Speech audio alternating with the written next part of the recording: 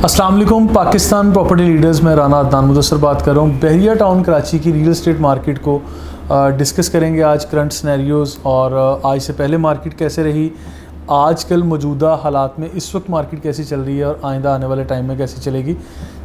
इन सारी चीज़ों को डिस्कस करने के लिए मैंने बहरिया टाउन की मार्केट को किस तरह से देखा, मेरी ज़ाती राय क्या है और मैं आइंदा आने वाले टाइम में बहरिया टाउन की इस रियल एस्टेट मार्केट को कैसे देखता हूँ, इन चीज़ों के बारे में कमेंट करूँगा कुछ तफसील में। इस सारी वीडियो को या इस सारे मेरे मैसेज को हमने 3 टुकड़ों में तकसीम किया है, यानी फ़ेज़ 1, फ़ेज़ 2 और फ़ेज़ 3। फ़ेज़ 1 में फ़ेज़ वाइज अगर डिस्कस करेंगे तो आपका कॉन्सेप्ट ज़रा जल्दी क्लियर हो जाएगा। फ़ेज़ 1 को मैंने बहरिया टाउन कराची की रियल एस्टेट मार्केट, बहरिया टाउन का लॉन्च होना और इसके जो प्री मैच्योर फ़ेज़ का नाम दिया फ़ेज़ 1 को। फ़ेज़ 1 में इनफैक्ट हमें ये सारी चीज़ें डिस्कस करना ज़्यादा ज़रूरी हैं। उसके बाद ये हमारा यानी जो इस टाइम का मैच्योर फ़ेज़ है वो आएगा और मैच्योर फ़ेज़ के बाद हमारा पोस्ट मैच्योर फ़ेज़ आ जाएगा। तो अभी मैं आप लोगों को फ़ेज़ 1 से शुरू करता हूँ। फ़ेज़ 1 में जो टाइम फ्रेम है, टाइम लाइन के मुताबिक हम बात करेंगे। फ़ेज़ 1 में टाइम लाइन 2013-14 से लेके 2021 तक का टाइम हमने मेंशन किया है। फ़ेज़ 2 के अंदर हमने 2021 से ऑनवर्ड 2024 तक का टाइम फ्रेम मेंशन किया है और फ़ेज़ 3 में जिसको हम पोस्ट मैच्योर मार्केट कहेंगे या post mature real estate market कह लें, तो उसको हमने 2025 से 2028 तक के टाइम फ्रेम के अंदर मेंशन किया। तो अब इन सारी चीज़ों को 3 टुकड़ों में तकसीम करके डिस्कस करने का मकसद आपको ये कॉन्सेप्ट समझाना कि जो मार्केट के ग्राफ यानी प्राइस ग्राफ ऊपर नीचे होता है, डिस्टर्ब होता है, कभी हाई पे चला जाता है या कभी डाउन आ जाता था, इन चीज़ों के रीज़न्स को तलाश करने की हमने कोशिश की है। फ़ेज़ 1 को ज़्यादा तफसील से डिस्कस करेंगे ताकि आपका कॉन्सेप्ट आज से पहले हिस्टोरिकल बैकग्राउंड में भी क्लियर हो, क्योंकि बात थोड़ी पुरानी है। बहरिया टाउन कराची इनफैक्ट 2013-14 में लॉन्च किया गया 4 ईयर इंस्टॉलमेंट प्लान के मुताबिक। यहाँ पे प्लॉट, अपार्टमेंट और दीगर चीज़ें यहाँ पे बेची गई और आज 2021 चल रहा है। 2013-14 के उस टाइम को शुरू करके अगर 2021 तक के इस टाइम तक जहाँ आज हम मार्केट में बात कर रहे हैं, तो इसमें मुख्तलिफ मराहिल आए जब आपको लीगल इश्यूज़ सामने आए, बहरिया टाउन के लैंड डिस्प्यूट के इश्यूज़ सामने आए, MDA के केसेस सामने आए, सुप्रीम कोर्ट के केसेस और सुप्रीम कोर्ट के वर्डिक्ट सामने आए, सुप्रीम कोर्ट को एक ख़ास हैवी अमाउंट पे करना तय पाया गया और सुप्रीम कोर्ट में ये केस लंबा चलता रहा और फिर इसके अंदर बाउंड्री वॉल्स की जो तमीर की गई या स्टिल कुछ एरियाज़ में अभी भी की जा रही है। तो ये प्रीमिसेस का डिफ़ाइन होना, लीगल इश्यूज़, बहरिया टाउन की बिजली काट दिया जाना और बहरिया टाउन के बारे में ये कहा जाना कि सिंध गवर्नमेंट बहरिया टाउन को कभी एक्सेप्ट नहीं करेगी या कुछ इस तरह की स्टेटमेंट देना जो खुदा न खास्ता कि यहाँ पे बिजली, पानी, गैस वगैरह नहीं मिलेंगे, ऐसी अप्रूवल्स ही नहीं है। तो ये बहरिया टाउन के आज के सवालात नहीं हैं, ये बहरिया टाउन के 2013-14 से लेके 2021 तक, यानी 2021 आज हमारा हालिया टाइम चल रहा है, लेकिन इस टाइम फ्रेम में यानी आज से पहले जो टाइम गुजर चुका, आज से पहले हम ये कह सकते हैं कि ये सवाल डिस्कस होते रहे और ये प्रॉब्लम्स आए, आके गुजर गए। फिर बहरिया टाउन के मेन गेट पे अटैक्स भी हुए, MDA के केसेस भी हुए, यहाँ पे फ़िरका वारियत, लिसानियत, इस तरह के इश्यूज़ को उठाने की कोशिश की गई। मैं समझता हूँ वो नाकाम कोशिश थी। अल्लाह ने बहुत करम किया कि आज सारी चीज़ें स्मूथ चल रही हैं और अल्हम्दुलिल्लाह बहरिया टाउन के ऊपर बहुत अल्लाह का करम है कि यहाँ पे लोग हर तरह के लोग, हर ज़ुबान, हर मज़हब, हर नस्ल से ताल्लुक़ रखने वाले लोग पुरसुकून माहौल में यहाँ पे रिहाइश पज़ीर हैं। और इसके बाद ये चीज़ बता दूँ कि यहाँ पे आज से पहले फ़ाइल सिस्टम भी था कि हमें फ़लाँ जगह की फ़ाइल चाहिए, फ़लाँ एरिया की फ़ाइल, वो 250 गज़, 500 गज़ या 1000 गज़ की फ़ाइल्स कंसीडर होती थी। आज फ़ाइल्स की शक्ल से निकल के आपकी प्रॉपर्टी प्लॉट में, घर में या फ्लैट में बदल चुकी है। तो ये वाला वो फ़ेज़ था जिसे मैं pre mature phase of real estate market कहता हूँ बहरिया टाउन का, जिसका टाइम मैंने 2013-14 से शुरू करके 2021 तक का रखा। इसको फ़ेज़ 1 का नाम दिया और फ़ेज़ 1 ये अभी तक हमारा ज़ेरे बहस है। तो इस सारे टाइम फ्रेम के दौरान फॉर एग्ज़ाम्पल आपको अली ब्लॉक में 125 गज़ का प्लॉट बेचा गया, लेकिन जब आप पोजेसन लेने गए वो 125 गज़ का प्लॉट आपको ये 180 गज़ का प्लॉट कर दिया गया। बैरिया टाउन ने इसके अंदर आपसे एक्स्ट्रा चार्जेस की मद में भी पैसे बटोर लिए और फिर कैटेगरी की चार्जेस में भी पैसे लिए। उसके अलावा park face, main boulevard, corner, ये तीनों चीज़ें कैटेगरी में आती थी। पोजेसन और यूटिलिटी के चार्जेस के पैसे लिए और फिर आपको प्लॉट का पोजेसन भी हैंड ओवर कर दिया गया और फिर आपने कंस्ट्रक्शन शुरू कर ली। खैर, कंस्ट्रक्शन वाला फेज़ इससे नेक्स्ट है। इससे पहले आप लोगों के साथ क्या हुआ या लोगों के साथ क्या हुआ, इन चीज़ों को हम डिस्कस करेंगे। सम टाइम ऐसा हुआ कि जब चीज़ें क्लियर नहीं थी, जब तरक्याती काम यहाँ पर रुक गए, बाउंड्री वॉल्स यानी बनाई गई, प्रीमिसेस डिफ़ाइन किए गए, बैरिया पैराडाइज जैसी जगह, बैरिया स्पोर्ट्स सिटी जैसी जगह या ओल्ड BTK वाली जगह जहाँ गैर वाज़िया किस्म का मौक़िफ़ हमें सामने आता था, यानी बैरिया पैराडाइज़ की वो फाइल्स जो डेवलप्ड और नॉन डेवलप्ड एरियाज़ में आ रही थी उनको आज क्लियर वर्जन के साथ बैरिया टाउन दे रहा है आपको। यानी प्रीसिंक्ट 52 और 53 कहाँ चले गए, ये सवालात हमारे पास इसी टाइम फ्रेम के अंदर उठाए गए और हम लोग इन चीज़ों को डिस्कस करते रहे। लेकिन आज बैरिया टाउन का मौक़िफ़ भी क्लियर है, बिल्कुल मेरी तरह, जिस तरह मैं बात करूं बैरिया टाउन भी कहता है प्रीसिंक्ट 52 और 53 अब ऑन ग्राउंड नहीं है, बाउंड्री वॉल से बाहर चले गए। वो क्यों और कैसे गए हैं, इन चीज़ों की बहस एक अलग है, ये सवाल बैरिया टाउन से बनता है। लेकिन चले गए हैं बाहर, प्रीसिंक्ट 54 का बहुत बड़ा एरिया बाउंड्री वॉल से बाहर चला गया है। ये इस तरह की चीज़ें हमारी जो डेवलप होना है वो हो रहा है, जो बाउंड्री वॉल से बाहर चला गया वहाँ बाउंड्री वॉल बन रही है। यानी अब एक क्लियर पिक्चर आप लोगों के सामने आ चुकी है। इस क्लियर पिक्चर को लेके आप लोग फर्दर अपनी ज़िंदगी के अपनी प्रॉपर्टी से मुतल्लिक़ बड़े फ़ैसले कर सकते हैं। अब इस चीज़ के लिए कि आज से पहले जो 2013-14 से लेके जून 2021 तक का टाइम था, उस वक्त ये सारे सवालात हुए, जिसको मैं फिर रिपीट कर रहा हूँ। Illegal issues, legal issues, boundary wall का बनना, बिजली पानी गैस की सप्लाई, यहाँ पे बिजली का काट दिया जाना, MDA के केसेस थे, यहाँ पे सिंध गवर्नमेंट के केसेस थे। फिर फाइल सिस्टम था जहाँ पे जो आज प्लॉट या मकानात की शक्ल अख्तियार कर चुका है। फिर एलोकेशन डिमार्केशन नहीं थी, आज वो भी हो चुकी है। आपकी प्रॉपर्टी का साइज़ जो 125 गज़ बताया गया था वो 140, 160 या 180 गज़ का प्लॉट बाद में कर दिया गया। आपसे एक्स्ट्रा पैसे भी लिए गए। आपकी प्रॉपर्टी पहले पोजेसन के बगैर थी, अब पोजेसन भी दे दिया गया। उसको फोर्सफुल पोजेसन का मरहला भी कहा गया। उसमें जमात इस्लामी ने भी अपना रोल प्ले किया। उसमें लोगों को कैंसिल भी किया गया, लोगों के फ़ाइन भी अप्लाई किए गए, लोगों से एक्स्ट्रा चार्जेस भी पे किए गए। और फिर डिफरेंट किस्म की चीज़ें हमारे पास डिस्कस हुई, जिसको हमने प्री मैच्योर फेज़ के अंदर डिस्कस कर लिया। हमने मतलब ये मैं कह सकता हूँ कि इस तरह के प्रॉब्लम्स आए, हमने फ़ेस किए और वो गुजर गए। ठीक है, अब इसके अंदर हमारी पिक्चर, अब बैरिया टाउन की पिक्चर क्लियर हो चुकी है। अब इन सारी चीज़ों के बारे में, इन सारे सवालात के बारे में अब ये सारी चीज़ें, हमारा कॉन्सेप्ट क्लियर है। अब हमारे कस्टमर का कॉन्सेप्ट भी क्लियर है और बैरिया टाउन भी इस मामले में क्लियर है कि हमने ये एरिया देना है, ये नहीं देना। ये क्यों नहीं देना, बैरिया टाउन का बुरा भला कहें, आप कोई एक्शन लेना चाहें, वो सारी चीज़ें बाद की हैं। लेकिन मैं जिस पॉइंट से इस चीज़ को डिस्कस करना चाह रहा हूँ वो ये है कि हमें चीज़ें क्लियर होकर हमारे सामने आ चुकी हैं। उसके मुताबिक अगर हम अपनी फ्यूचर डिसीजन उसके मुताबिक करें तो हमारी ज़िंदगी सुकून में आ जाएगी। अच्छा, अब फ़ेज़ 2 में हम लोग डिस्कस करेंगे। फ़ेज़ 2 को मैंने मैच्योर फेज़ का नाम दिया, यानी मैच्योर फेज़ का टाइम 2021 से 2024 तक का टाइम हमने लिखा। यानी ये वाला जो टाइम आपको नज़र आ रहा है, ये बैरिया टाउन का मैच्योर फेज़ शुरू हो चुका है। अब बैरिया टाउन का ये मैच्योर फेज़ क्या है, आज से पहले हमें ये नहीं पता था कि लाइफस्टाइल बैरिया में कैसा होगा। हमें तो कानूनी गैर कानूनी चीज़ों से नहीं निकाला गया। लाइफस्टाइल तो हमें अभी समझ आ रहा है। हमें अब समझ आ रहा है कि यहाँ पे डैम्स छोटे बड़े बैरिया टाउन बना रहा है, यहाँ पे पार्क्स बना रहा है, ग्रीन बेल्ट्स बना रहा है। हमें बैरिया टाउन यहाँ स्कूल्स भी दे रहा है। हमें यहाँ पे बैरिया टाउन यानी बेशुमार किस्म की सहूलियात दे रहा है, जिसमें यहाँ के जो मास्टरपीस शाहकार बना रहा है, आईफल टावर बन रहा है, रफ़ीक स्टेडियम बन रहा है, आपका इंटरनेशनल थीम पार्क बन रहा है, डेंजू बन रहा है। इसके अलावा ये ग्रैंड मस्जिद की शक्ल में हमें एक बहुत बड़ा तोहफ़ा मिला है। यानी बेशुमार चीज़ें, मेन जना एवेन्यू जैसी पाकिस्तान की सबसे चौड़ी सड़क, जितना मतलब इतनी शानदार आपका मोटरवेज़ भी नहीं बनी हुई। तो अगर ये सारी चीज़ें बनाई गई हैं कि आप लोगों के लिए, और इन सारी चीज़ों को देख के यहाँ पे बिजली पानी गैस की सप्लाई, सेफ्टी, सिक्योरिटी, और फिर आपका चेक एंड बैलेंस, और फिर लोड शेडिंग नहीं होती जिस तरह पाकिस्तान के दूसरे कई दीगर इलाकों में होती है, यहाँ पे नहीं होती।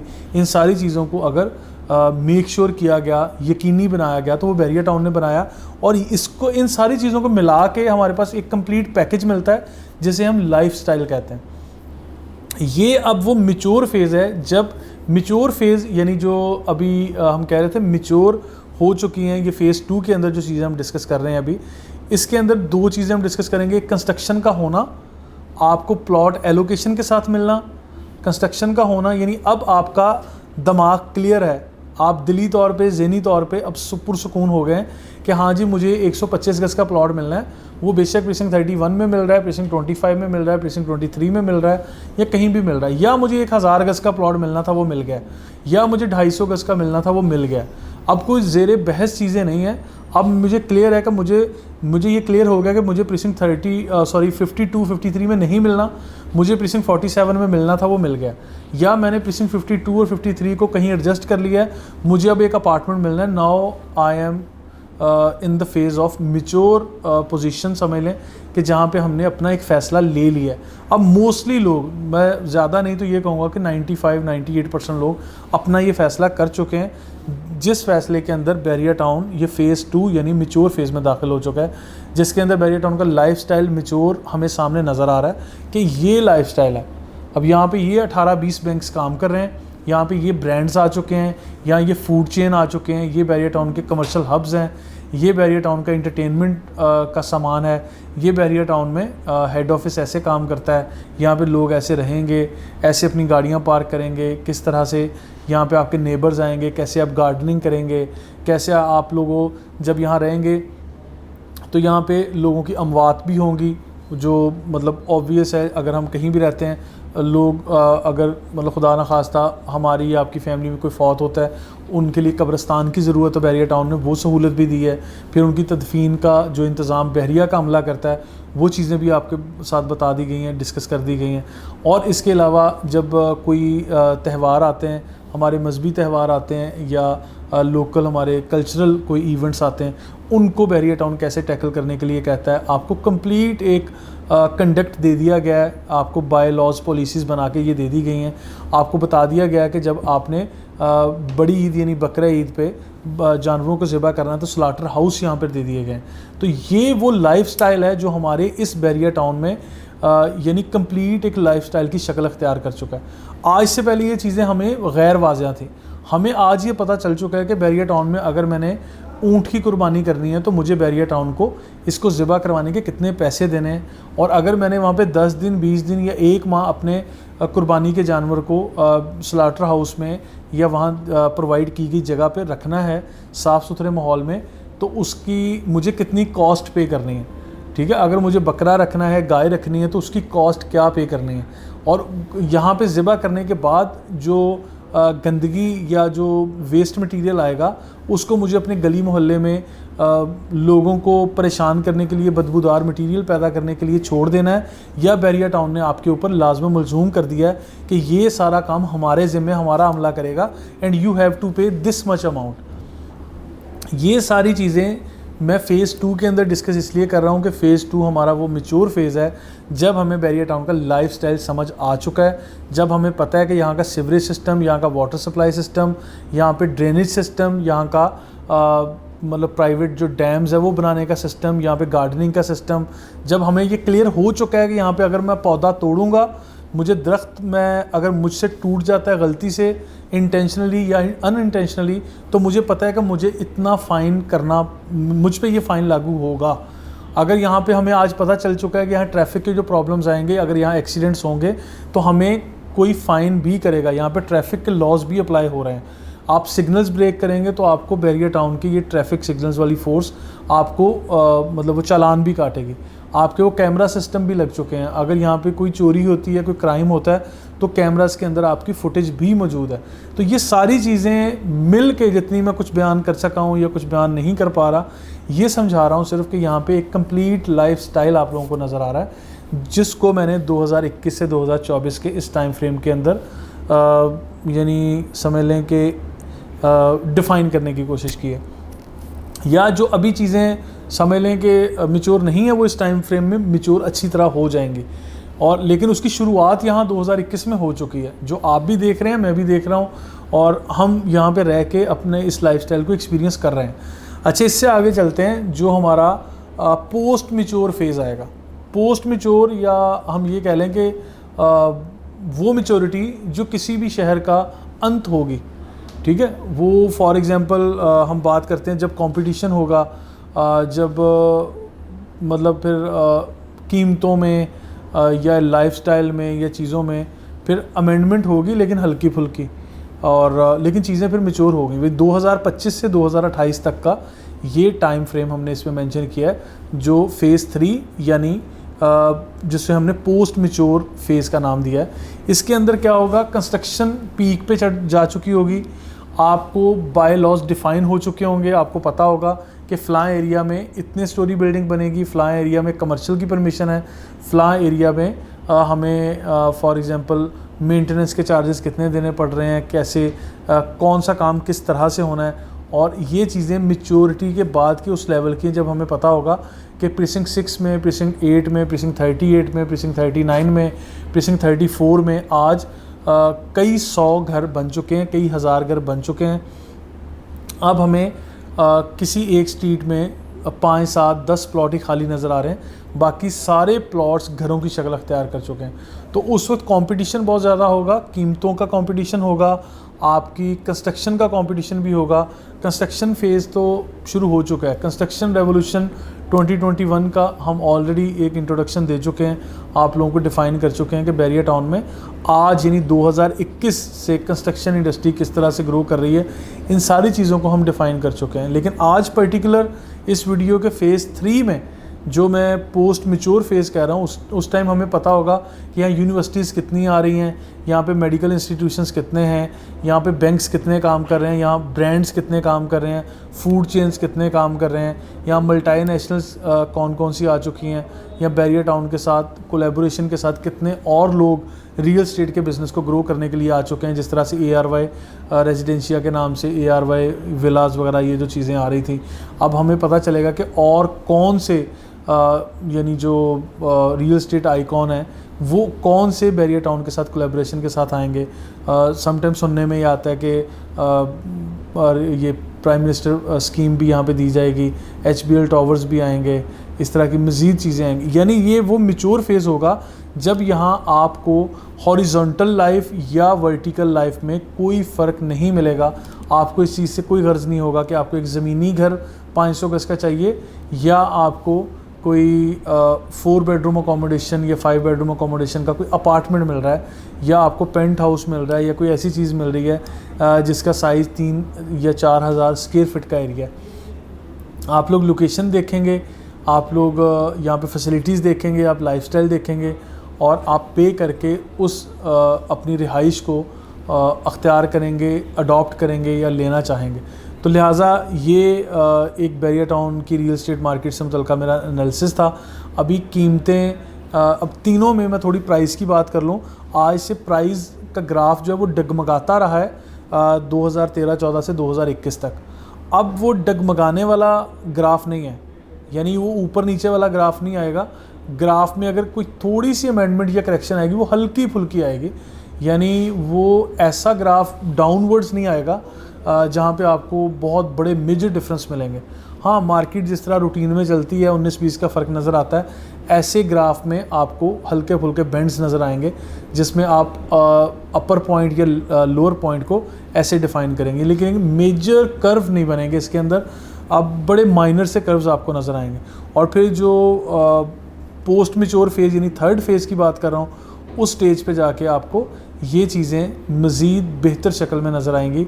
और उस स्टेज पे फिर आपको आपकी इस रियल एस्टेट मार्केट को अगर कोई चीज़ इफ़ेक्ट करेगी या पॉजिटिव या नेगेटिव इम्पैक्ट डालेगी, वो फिर यहाँ का लाइफस्टाइल या इंटरनेशनल वर्ल्ड में कोई होने वाले ऐसे मामलात जिसको हम कोविड कह सकते हैं, या कोई ऐसा प्रॉब्लम जो मतलब वर्ल्ड वाइड या ग्लोबली आए, तो ऐसी चीज़ें, ये डॉलर रेट की अप्रिसिएशन या डेप्रिसिएशन, ये चीज़ें कहीं जाके मैटर करेंगी, क्योंकि उस वक्त बैरिया टाउन मैच्योर हो चुका होगा। ये जस्ट अगर आप इमेजिन करते हैं या मेरी चीज़ों से इत्तफाक करते हैं तो आप इन चीज़ों को इस तरह से सोचेंगे। अगर आप लोग मुझसे मुख्तलिफ सोचते हैं या मेरी कहीं करेक्शन करना चाहते हैं तो कमेंट बॉक्स में आप लोगों के लिए ऑप्शन दिया गया है, आप लोग ज़रूर लिखिएगा मैं आप लोगों के कमेंट्स को खुद पढ़ूंगा, स्टडी करूंगा, एनालाइज करूंगा और इंशाल्लाह फर्दर वीडियोस में इन चीज़ों को आंसर करने की कोशिश भी करूंगा। Thank you so much.